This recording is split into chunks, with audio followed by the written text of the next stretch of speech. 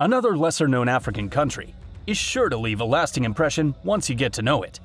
Stick with me to learn why Portuguese is spoken in the country, how people live there, and some of their most intriguing traditions. But first, hit the like button and subscribe with the notification bell turned on so we can see you again and you won't miss more videos like this. Number 1. Cape Verde is an island nation located in the central Atlantic Ocean, about 600 kilometers off the western coast of Africa. It was an uninhabited territory until discovered and colonized by the Portuguese in the 15th century. The island's name originates from the Cape Verde Peninsula in West Africa. In the past, it was a center for the African slave trade and a coal resupply stop for whaling and transatlantic navigation. Slavery was abolished on the island in 1876, and the territory remained under Portuguese control until 1975. Today, 9 out of 10 islands in the archipelago are inhabited. The combined size of all the islands is just over 4,000 square kilometers.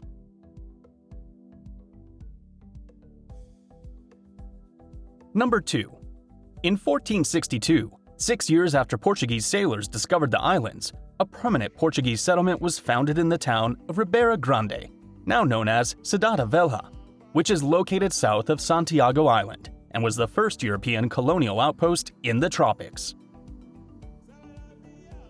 Number 3. In 1951, Cape Verde's status changed from a Portuguese colony to an overseas province, and in 1961, its inhabitants became full-fledged Portuguese citizens.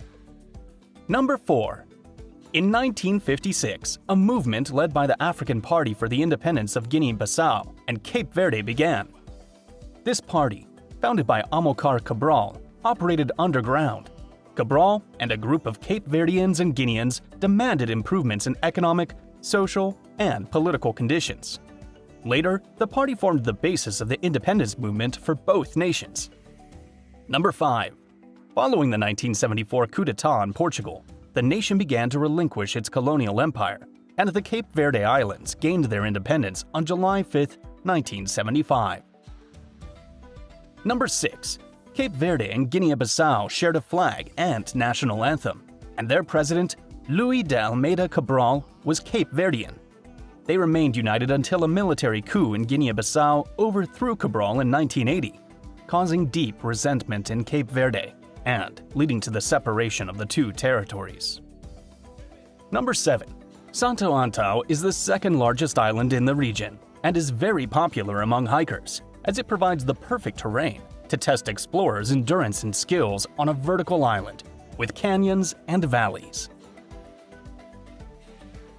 Number 8. Pico de Fogo is the highest peak in Cape Verde, rising to 2,829 meters above sea level. It emerges from an ancient crater known as Chá de Caldeiras, which formed when about 300 kilometers of the island collapsed and slid into the sea. This peak last erupted in 2014. Number 9. Most Cape Verdeans have both African and Portuguese backgrounds, and the country's expatriate population is larger than the national population due to the repeated droughts experienced during the mid-20th century, which led to mass emigration of the local population to the United States, Europe, other African countries, and South America.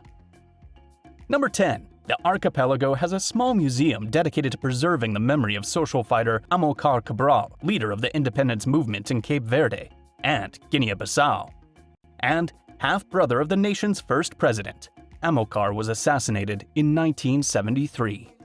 Number 11. Corn is the staple food in this country, and cachupa is the national dish, consisting of a slow-cooked stew with 2 types of corn, 3 or 4 varieties of beans, and fish or meat.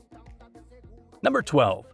The islands are home to over 100 bird species, including Alexander's swift, the purple heron, the Rezo lark, the Cape Verde warbler, the lake sparrow, and the Cape Verde shearwater. Number 13. There are 2 classifications for the Cape Verde Islands, Windward and Leeward.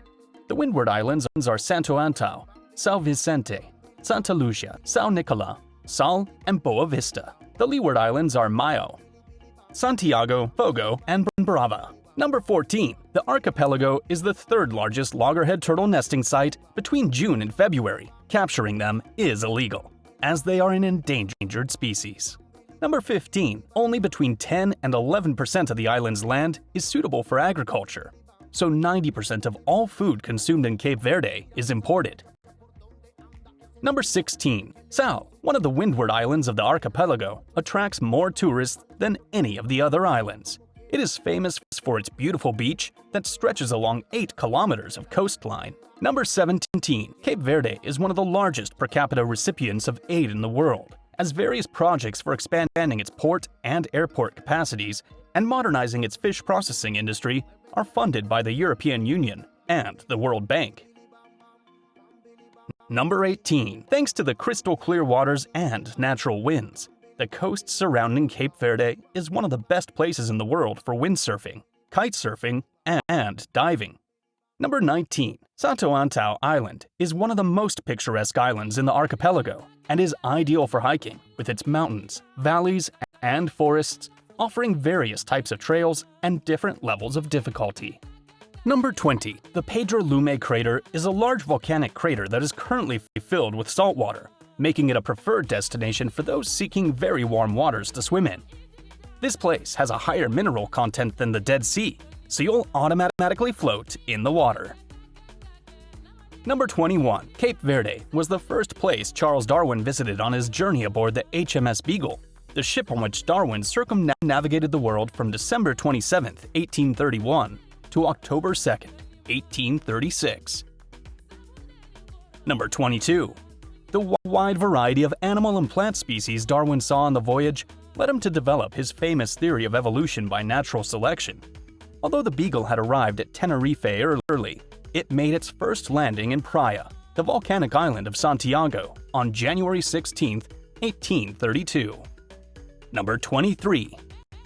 Darwin spent 3 weeks in Cape Verde and was fascinated by the diversity of volcanic and sandy landscape.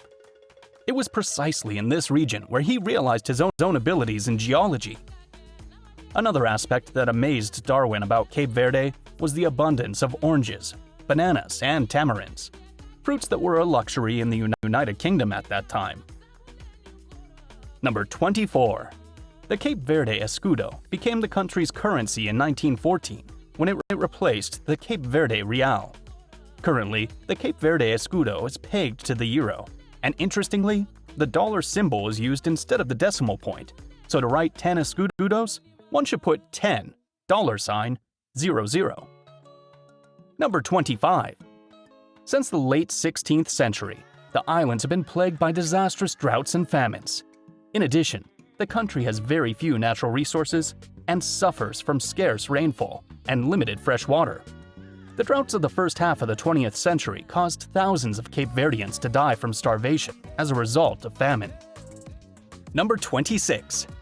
According to the United Nations Framework Convention on Climate Change, Cape Verde is one of the countries most vulnerable to climate change, with low adaptive capacity. Prediction models suggest that temperature increases of 4 degrees Celsius and decreases in rainfall of up to 20% can be expected by 2100. Number 27. Portuguese is the only official language of Cape Verde and is used in the press, media, higher education, the judicial system, and public services. However, virtually all Cape Verdeans speak Cape Verdean Creole, or Crioulo, a Portuguese-based language with African influences. Number 28. Although they have participated in the Summer Olympics since 1996, Cape Verde has never won a medal. They have never participated in the Winter Olympics. Number 29. The only site on the UNESCO World Heritage List located in Cape Verde is Cidade Velha, the historic center of Ribeira Grande. This city was a port and stopover for 2 historic navigators, Vasco da Gama on his route to India in 1497 and Christopher Columbus in 1498, when he set out on his 3rd voyage to America. Number 30. The gray long-eared bat is the only native mammal in Cape Verde and represents about 20% of the country's mammal population.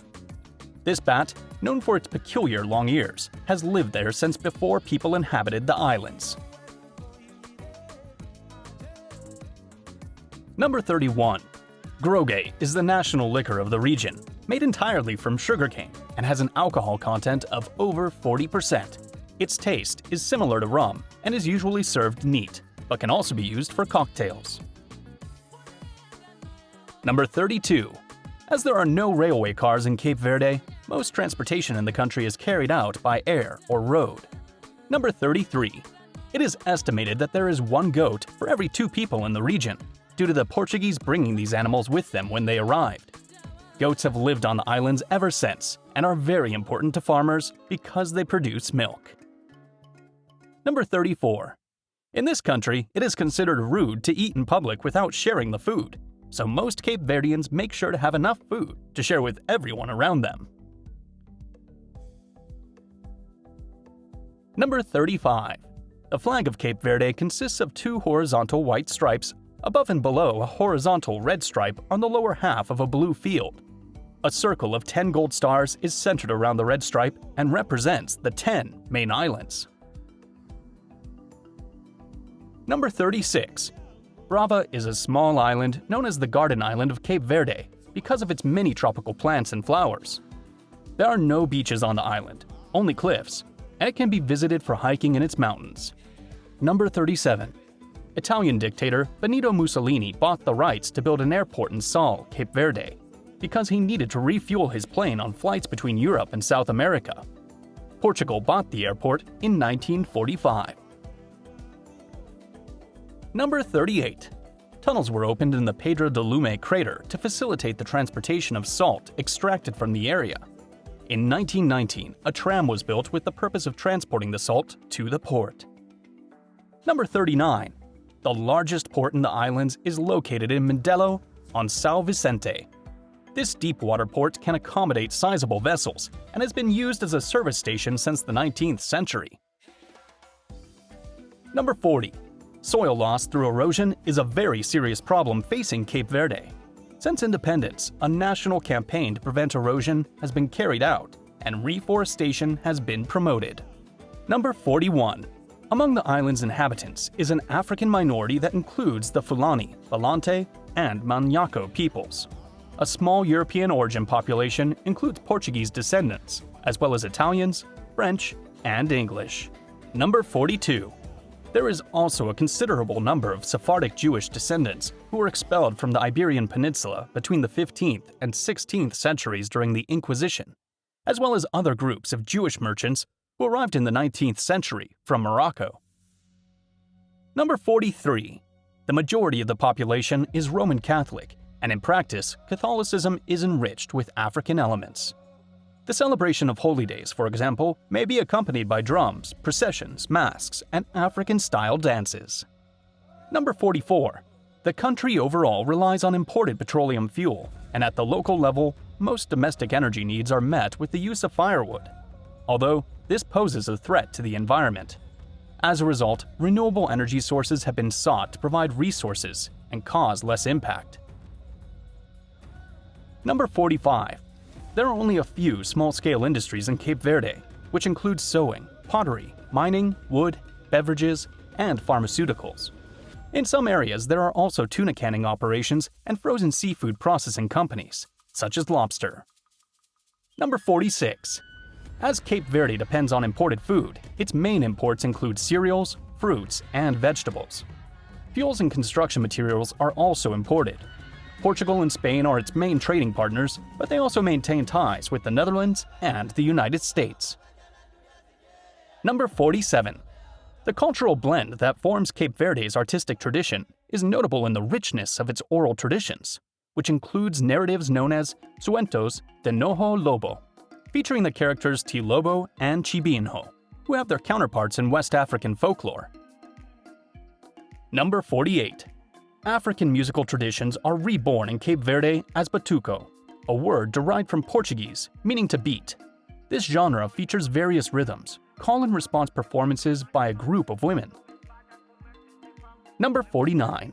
Cesaria Evora was one of Cape Verde's most popular musicians and is famous both in the islands and abroad for her mornas and coladeras, 2 types of dance.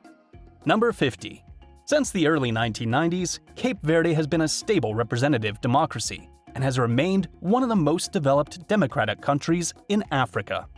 Give this video a like if you enjoyed it, And subscribe with the notification bell turned on so we can see you back here and you won't miss any of our videos.